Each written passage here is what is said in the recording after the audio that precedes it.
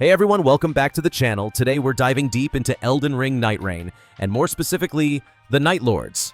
If you've been grinding your way through the new expansion, you already know these bosses don't mess around. There are 8 total Nightlords scattered across the lands between, but here's the kicker. You won't even get to challenge the final boss, the Night Aspect, unless you've taken down at least 4 of the other 7. And trust me, that's easier said than done. Now, while the Tricephalos expedition is the only one you're forced to complete to unlock the others, don't let that lull you into a false sense of confidence. After beating Tricephalos, you'll get access to 6 more brutal expeditions, and let me tell you, even the easier ones will chew you up if you go in unprepared. So in today's video, we're ranking all the Nightlords based on how complex their movesets are, how exploitable their weaknesses might be, and just how painful they are to fight even when you know what you're doing. Let's get into it. I'm quickly moving on to the video, and I'm ranking Nightlords in Elden Ring Nightreign. Before we start, if you enjoy these types of list videos, don't forget to like the video and subscribe. Enjoy watching. The Nightlords in this tier are, in order from top left to bottom right, Maris, Fathom of Night, and Gladius, Beast of Night. Okay, buckle up, because this next Nightlord is basically what happens when a jellyfish and a ghost decide to cosplay as a thundercloud. Let's talk about Augur, Maris, Fathom of Night, the floatiest, squishiest boss you'll meet in Elden Ring Nightreign. And get this, its biggest weakness is lightning. So if you're packing spells or weapons with lightning affinity, it's not even a fight, it's a light show with prizes. But here's the catch. If your party is full of sword-swinging ground stompers, you're going to be doing a lot of jumping and whiffing. Maris floats just out of reach, and she loves to yeet jellyfish grenades across the arena while she slowly backs away like a ghost that just realized it left the stove on. It's chaos. Slippery, floaty chaos. Now throw a couple of ranged damage dealers into the party, maybe a few Iron Eyes with their lightning bows, or a Recluse with chain casting, and suddenly Augur becomes a mid-tier lightning rod. Those jellyfish? Easy to dodge. That whole aerial superiority thing? Cancelled. You'll take her down so fast you'll be checking your controller to see if you accidentally turned the difficulty down. And then there's Tricephalos, Gladius, Beast of Night. Sounds like a Roman war god turned into a 3-headed dog, right? Well, it kind of is. Gladius is the first Nightlord you have to beat to unlock the other expeditions. And let me tell you, he's not here to make friends. Unlike Maris, this beast hits like a truck and moves like it's on caffeine. Holy damage is your best friend here, so dust off those sacred artifacts and get ready to exorcise a Cerberus. The tricky part is the phase transition. Midway through the fight, Gladius splits into 3 smaller beasts, each one still terrifyingly aggressive. And if your team clusters up, you're toast. Best strategy? Divide and conquer. Everyone pick a dog and take it for a walk.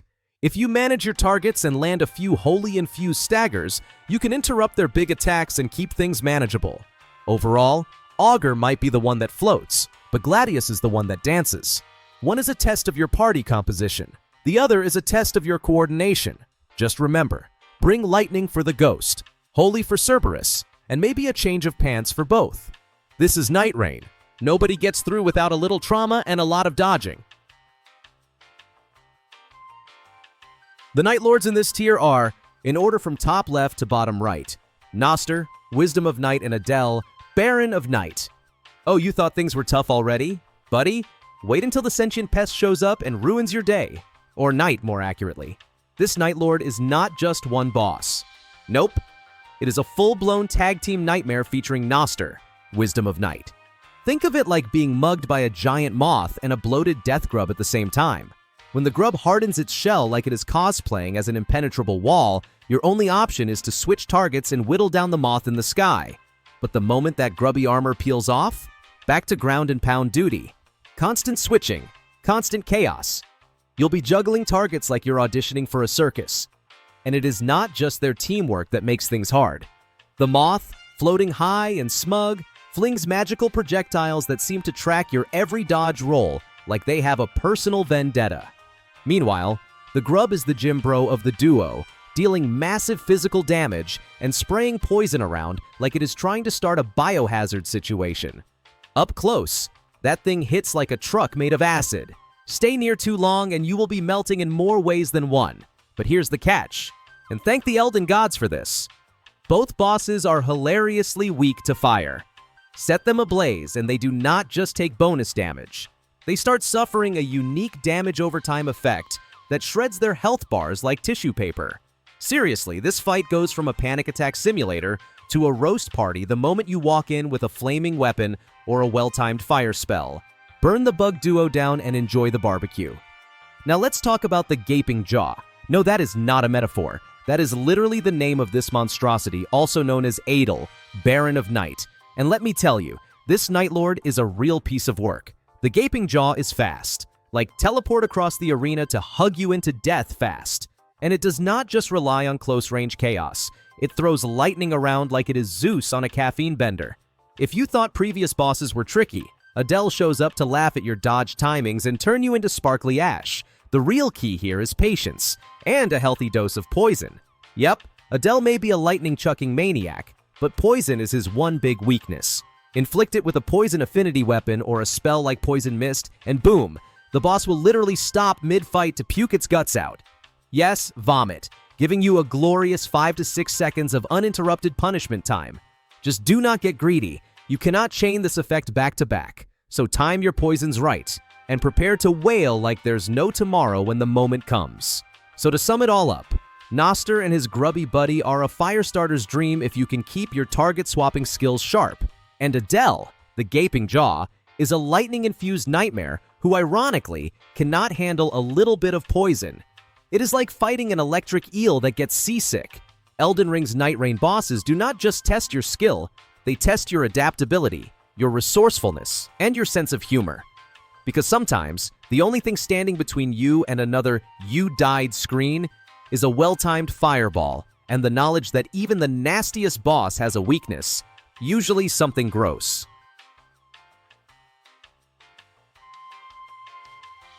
The Nightlords in this tier are, in order from top left to bottom right, Caligo, Miasma of Night, and Libra, Creature of Night. Ah yes, the moment you realize you're not fighting bosses anymore, you're applying for a second job. Let's talk about two of the most ridiculous, soul-draining, yet oddly satisfying Nightlords in Elden Ring Nightreign. We're diving straight into the fog, both metaphorically and literally, with Caligo, Miasma of Night, and then we'll try to keep our sanity intact while facing Libra, Creature of Night. Spoiler alert, you're gonna need more than just a good sword arm. So let's start with Caligo, or as I like to call him, Frostbite and Regret. This boss loves to turn the battlefield into a cryotherapy session from hell. Almost every attack stacks frostbite damage. That's already bad, but then you realize that every couple of minutes, the entire arena gets swallowed in fog. Thick, eerie, I'm about to die fog. And that's when the real terror begins. Right after the fog rolls in, Caligo uses a map-wide attack that will one-shot most characters who aren't built like a tank with a PhD in elemental resistance. The only way to survive this nonsense? You need to get behind these special ice pillars scattered around the arena. They're your one and only line of defense during the fog phase. Miss them, and it's back to the nearest site of grace, my friend. So keep your eyes peeled and legs ready. It's like musical chairs, but the loser gets frost-breathed into oblivion. Now here's the twist. Caligo has a weakness. Thank the lands between. That weakness is fire. You hit Caligo with fire-based attacks, and not only do you deal bonus damage, but you also trigger a damage over time effect. It's not game-breaking, but in a boss fight this long, every tick counts. Even just a fire-infused throwing dagger can make a difference if you're desperate. So pack some fire into your build, and light this frozen nightmare up like a holiday bonfire. Now, shifting gears from cold despair to mental despair, hello Libra, the equilibrious beast. If Caligo was a test of your reaction time, Libra is a test of your sanity. This boss introduces the madness status effect as both its weakness and your worst nightmare. Finding weapons that deal madness damage is like trying to find a clean floor in Caelid, rare and probably cursed. But it's worth it. Madness slows Libra down a bit and can even stagger it if you apply enough pressure. But don't get too comfy. When the fight starts, Libra offers you a deal. Like, literally. The boss pauses and gives you a few choices, each one with a buff and a nasty drawback. Here's a tip. Ignore the deal. Just run in and smack Libra before it can monologue. That gives you a short window to unload some damage before the fight really begins. It's the closest thing you'll get to a free lunch in Nightreign. The real challenge with Libra is the sigil mechanic. At specific health thresholds, the boss stops everything and summons these glowing sigils around the arena. You have to destroy all of them quickly. If even one survives, Libra powers up with an enraged moveset that'll make you question your build, your reflexes, and possibly your life choices. Oh, and some of these sigils float high in the air, way out of reach for melee builds. That's why having 1 or 2 ranged characters on your team is absolutely essential. And just when you think you've seen it all, Libra throws in another curveball. It inflicts madness across your whole party and drops glowing shards around the arena. Your job? Sprint between those shards like your rune stash depends on it, because it does. If you don't, the madness buildup triggers a huge burst of damage. Basically, if you're not moving constantly, you're exploding. This whole fight is a cardio workout disguised as a boss battle. So yeah, between Caligo's Frost Apocalypse and Libra's Psychological Warfare, you're going to need strategy, coordination, and probably a nap after each fight. But when you finally take them down, oh man, nothing beats that feeling. Except maybe finding out you didn't die to the fog attack for once.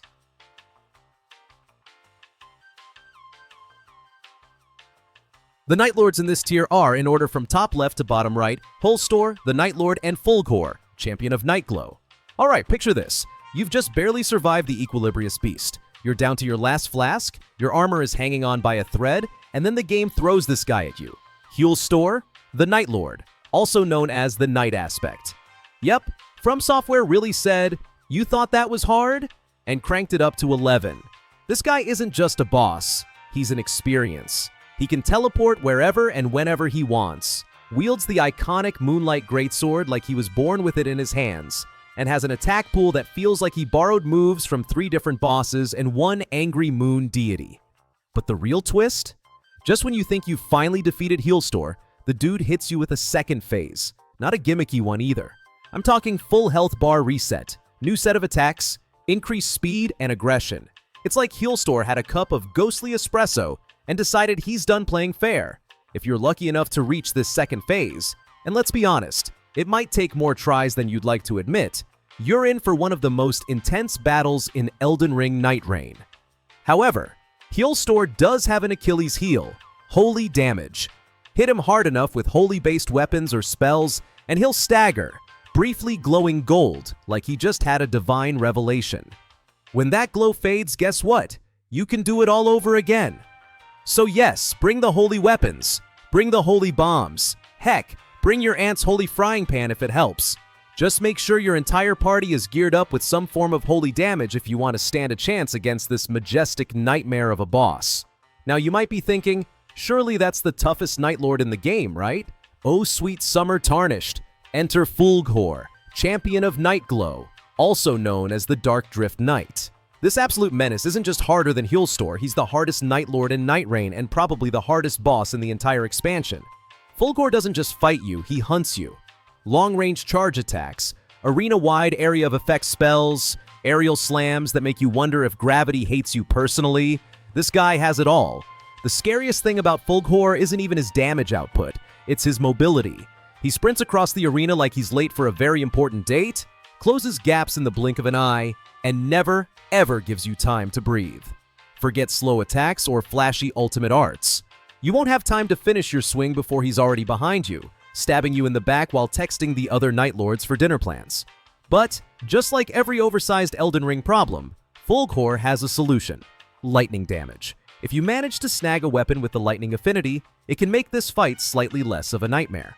Well-timed lightning strikes can interrupt him, especially when he's winding up his arena-spanning Blade Storm attack. Stagger him mid-cast and you can cancel the whole AoE extravaganza like you're the manager of this boss fight. Just good luck landing that hit.